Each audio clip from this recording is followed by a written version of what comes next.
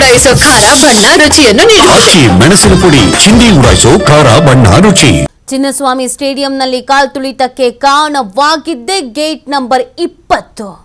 ನಿನ್ನೆ ಮಧ್ಯಾಹ್ನ 4 ಗಂಟೆ 10 ನಿಮಿಷಕ್ಕೆ ಗೇಟ್ 20ರಿಂದ ಮೊದಲು ಒಳಗ್ ಬಿಡಲಾಗಿತ್ತು.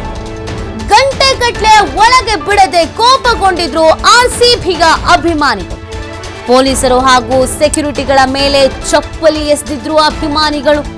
ಚಪ್ಪಲಿ ಎಸಿತಾ ಇದ್ದಾಗ ಗೇಟ್ ಓಪನ್ ಮಾಡ್ಬಿಡ್ತಾರೆ ಸಿಬ್ಬಂದಿ. ನಂತರ ನೂಕು ನುಗ್ಗಲಲ್ಲಿ ಗೇಟ್ 20ರ ಬಳಿ ಕಾಲ್ತುಳಿತಕ್ಕೆ ಇಬ್ರು ಸಾವನ್ನಪ್ತಾರೆ. ಗೇಟ್ ನಂಬರ್ 20ನಲ್ಲಿ ಮೊದಲಿಗೆ ಸಮಸ್ಯೆ ಉಂಟಾಗತ್ತೆ.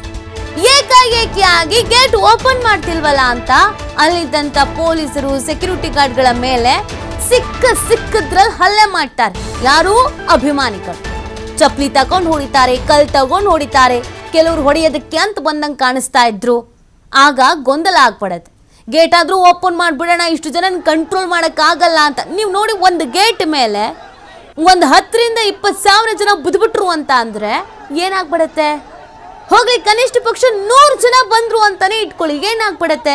ಎಷ್ಟು ಕಂಟ್ರೋಲ್ ಮಾಡ್ತಾರೆ? ಎಷ್ಟು ಜನ ಪೊಲೀಸರನ್ನ ಹಾಕಿದ್ರು ಆ 20 ಗೇಟ್ ನಂಬರ್ ಅಲ್ಲಿ?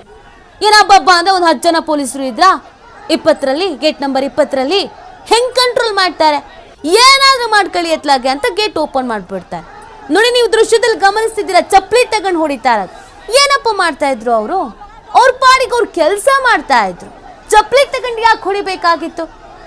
ಕಲ್ ತೂರಾಟ ಯಾಕೆ ಮಾಡ್ಬೇಕಾಗಿತ್ತು? ಅಂತ ಎಮರ್ಜೆನ್ಸಿ ಏನಿತ್ತು? ಕಾರ್ಯಕ್ರಮವನ್ನ ಮನೇಲಿ ಕುತ್ಕೊಂಡು ಟಿವಿಲಿ ಚಂದ ನೋಡ್ಬೋದಿತ್ತಲ್ಲ. ಪಿನ್ ಟು ಪಿನ್ ಡೀಟೇಲ್ಸ್ ಅನ್ನ ಮಾಧ್ಯಮಗಳು ತೋರಿಸ್ತಾ ಇದ್ದು. ಹೋಗ್ಲಿ, ಅಲ್ಲಿ ಹೋದ್ಮೇಲೆ ನಿಮ್ಮ ವರ್ತನೆಗಳು ಹೇಗಿತ್ತು? ಈ ಕಡೆ ಸಿಬ್ಬಂದಿ ಕರ್ತವ್ಯ ಮಾಡ್ತಿದ್ರೆ ಆ ಸಿಬ್ಬಂದಿ ಮೇಲೆ ಚಪ್ಪಲಿ ತಗೊಂಡು ಹೊಡೆದಿರೋದು. ಅವ್ರಿಗೇನ್ ಕರ್ಮ? ಚಪ್ಪಲಿ ಹೊಡೆಸ್ಕೊಳ್ಳಂಥದ್ದು ಪಾಪ. ಇದನ್ನ ನೋಡಿದ್ದಾರೆ, ಸಾಕಾಗಿದ್ದಾರೆ, ಬೇಸತ್ತು ಹೋಗಿದ್ದಾರೆ. ಆಯ್ತು ಅಂತ ಗೇಟ್ ಓಪನ್ ಮಾಡಿದ್ದಾರೆ. ಯಾವಾಗ ಗೇಟ್ ಓಪನ್ ಮಾಡಿದ್ರು ಒಮ್ಮೆಲೆ ಎಲ್ಲ ಮುಗಿಬಿದ್ದು ಬಿಡ್ತಾರೆ. ಆಗ ಕೆಲವ್ರು ಕೆಳಗೆ ಬೀಳ್ತಾರೆ. ಈ ಬಗ್ಗೆ ಮತ್ತಷ್ಟು ಮಾಹಿತಿ ನೀಡ್ತಾರೆ ನಮ್ಮ ಪ್ರತಿನಿಧಿ ಗಣೇಶ್. ಚಿನ್ನಸ್ವಾಮಿ ಸ್ಟೇಡಿಯಂನಿಂದ ಲೈವ್ನಲ್ಲಿ ಜಾಯ್ನ್ ಆಗ್ತಾ ಇದ್ದಾರೆ. ಗಣೇಶ್, ನಿನ್ನೆ ಇಷ್ಟೋ ತನಕ ಎಲ್ಲ ನಾರ್ಮಲ್ ಆಗಿತ್ತು. ಸಂಜೆ ಮಧ್ಯಾಹ್ನ ಒಂದು 3 ಗಂಟೆವರೆಗೂ ಎಲ್ಲ ನಾರ್ಮಲ್ ಆಗಿತ್ತು. ಅದಾದ್ಮೇಲೆ ಪರಿಸ್ಥಿತಿ ಕೈ ಮೀರಿ ಹೋಗಿತ್ತು. ನಾವೀಗೊಂದು ದೃಶ್ಯ ನೋಡ್ತಾ ಇದ್ವಿ. ಚಪ್ಪಲಿ ಹೊಡಿತಾ ಇದ್ದಿದ್ದು ಜೊತೆಗೆ ಕಲ್ಲು ತೂರಾಟ ಕೂಡ ಆಗಿದೆ ಅನ್ನುವಂಥ ವಿಚಾರ. ಫ್ಯಾನ್ಸ್ ಕೂಡ ತಮ್ಮ ಅತಿರೇಕದ ವರ್ತನೆ ತೋರಿಸಿದ್ರ, ಕಂಟ್ರೋಲ್ ತಪ್ಪಿದ್ರ, ಹಾಗಾಗಿ ಈ ಘಟನೆಗಳು ನಡೀತಾ ಸರ್ಕಾರವನ್ನ ಈಗ ಹೇಗೆ ಹೊಣೆ ಮಾಡ್ತಾ ಇದ್ದಾರೋ ಅದೇ ರೀತಿಯಾಗಿ ಫ್ಯಾನ್ಸ್ ಕೂಡ ಎಲ್ಲೋ ಒಂದ್ ಕಡೆಯಲ್ಲಿ ಕಾರಣ ಇದಕ್ಕೆ ಅಂತ ಗಣೇಶ್.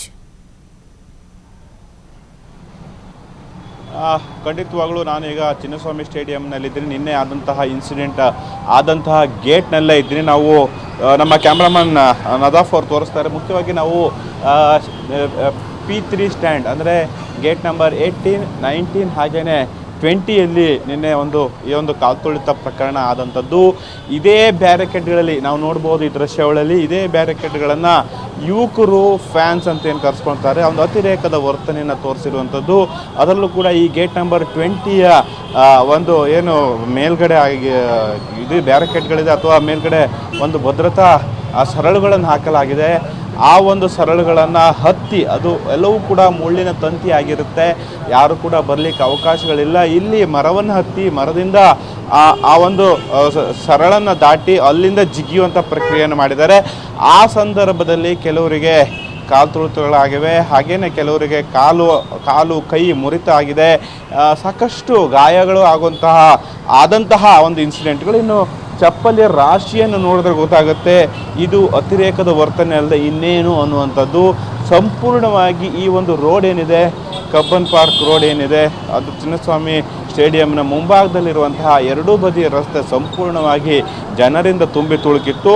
ಅಂದರೆ ಅನ್ಎಕ್ಸ್ಪೆಕ್ಟೆಡ್ ಅಂತಂದರೆ ಮೊನ್ನೆ ರಾತ್ರಿಯಿಂದಲೂ ಕೂಡ ಈ ಒಂದು ಸ್ಟೇಡಿಯಂ ಸುತ್ತಮುತ್ತ ಜನರು ಜಮಾಯಿಸ್ತಾ ಇದ್ರು. ಎಲ್ಲೋ ಒಂದು ರೀತಿಯಲ್ಲಿ ಅದು ಆರ್ ಸಿ ಬಿ ಅನ್ನೋಂತಹ ಘೋಷದೊಂದಿಗೆ ಬಂದು ಕೂಗ್ತಾ ಇದ್ರು. ಇನ್ನು ಅದರ ಜೊತೆಗೆ ಗೇಟ್ನಲ್ಲಿ ಅಂದರೆ ಸ್ಟೇಡಿಯಂನ ಒಳಗಡೆ ಉಚಿತ ಪ್ರವೇಶ ಅನ್ನುವಂತಹ ಸುದ್ದಿ ಹಬ್ಬಿದಂಥ ಹಿನ್ನೆಲೆಯಲ್ಲಿ ಯಾರು ಕೂಡ ಒಂದು ರೀತಿಯಲ್ಲಿ ನಿರೀಕ್ಷೆ ಮಾಡದ ರೀತಿಯಲ್ಲಿ ಜನರು ಬಂದಿದ್ದಾರೆ. ಅಲ್ಲಿ ನಾವು ವಿಧಾನಸೌಧದಲ್ಲೂ ಕೂಡ ಸಾಕಷ್ಟು ಜನ ಸೇರಿದ್ರು. ಅದಾದ ಬಳಿಕ ಸ್ಟೇಡಿಯಂನಲ್ಲಿ 2 ಗಂಟೆಗಳ ಕಾಲ RCBಯ ಏನು ಸಂಭ್ರಮಾಚರಣೆ ಇರುತ್ತೆ, ವಿಜಯೋತ್ಸವ ಇರುತ್ತೆ ಅನ್ನುವಂಥ ಮಾಹಿತಿಯನ್ನು ಅರ್ಥವರು ಹೇಗಾದರೂ ಮಾಡಿ ಶತಾಯ ಗತಾಯ ನಾವು ಸ್ಟೇಡಿಯಂ ಒಳಗಡೆ ಹೋಗಬೇಕು, RCBಯ ಪ್ಲೇಯರ್ಸ್ಗಳನ್ನು ನೋಡಬೇಕು, ಆ ಕಪ್ಪನ್ನು IPL ಕಪ್ಪನ್ನು ನೋಡಬೇಕು ಅನ್ನೋಂಥ ಒಂದೇ ಒಂದು ಇಂಟೆನ್ಷನ್ ಇಟ್ಕೊಂಡು ಪ್ರಾಣವನ್ನು ಲೆಕ್ಕಿಸದೆ ಜಿಗಿದಿದ್ದಕ್ಕೆ ಅಥವಾ ಕಾಂಪೌಂಡನ್ನು ಹಾರಿದ್ದಕ್ಕೆ ಈ ಗೇಟನ್ನು ಮುರಿದು ಒಬ್ಬರ ಮೇಲೆ ಒಬ್ಬರು ಜಿಗಿದು ಹೋದಂತಹ ಕಾರಣದಿಂದ 11 ಜನರ ಸಾವಾಗಿರುವಂಥದ್ದು. ಇದು ಸಹಜವಾಗಿ ನಾವು ಈಗ ರಾಜ್ಯ ಸರ್ಕಾರದ ಫೇಲ್ಯೂರ್ ಅಂತಲೇ ಹೇಳ್ತಾರೆ, ಅಥವಾ ಒಂದು ಇವೆಂಟ್ ಆರ್ಗನೈಸ್ ಮಾಡಿದಂತಹ ಖಾಸಗಿ ಕಂಪನಿ DNA ಹಾಗೂ KCA ಆಡಳಿತ ಮಂಡಳಿಯ ಜವಾಬ್ದಾರಿ ಅಂತ ಹೇಳಲಾಗ್ತಾ ಇದೆ. ಆದರೆ ಅದ್ರ ಬಗ್ಗೆ ಈಗ ಮ್ಯಾಜಿಸ್ಟ್ರೇಟ್ ತನಿಖೆ ಕೂಡ ಆಗ್ತಾ ಇದೆ. ಇನ್ನು ಕೆಲವೇ ಹೊತ್ತಿನಲ್ಲಿ ಬೆಂಗಳೂರು ನಗರ ಜಿಲ್ಲಾಧಿಕಾರಿ ನೇತೃತ್ವದ ಮ್ಯಾಜಿಸ್ಟ್ರೇಟ್ ಅವರು ಬರ್ತಾರೆ, ಸ್ಥಳ ಪರಿಶೀಲನೆ ಮಾಡ್ತಾರೆ. ಇದೇ ಗೇಟ್ನಲ್ಲಿ ಗೇಟ್ ನಂಬರ್ 20, 18, 19 ಹಾಗೇನೆ 6 ಗೇಟ್ ನಂಬರ್ 6 or 7ನಲ್ಲಿ ಒಂದು ಕಾಲ್ತುಳಿತ ಪ್ರಕರಣ ಆಗಿರುವಂಥದ್ದು. ಅದರಲ್ಲೂ ಮಕ್ಕಳು 13 ವರ್ಷದ ದಿವ್ಯಾಂಶ ಹಾಗೇನೆ ಒಂದು 4-5 ಜನರ ಏನು ಉಸಿರುಗಟ್ಟಿ ಸತ್ರು ಅಥವಾ ಸಫಿಷಿಯೆಂಟ್ ಇಲ್ದೇನೆ ಅಂತಂದರೆ ಬ್ರೀತಿಂಗ್ ಪ್ಲೇಸ್ ಇಲ್ದೇ ಸಾವಾಯಿತು.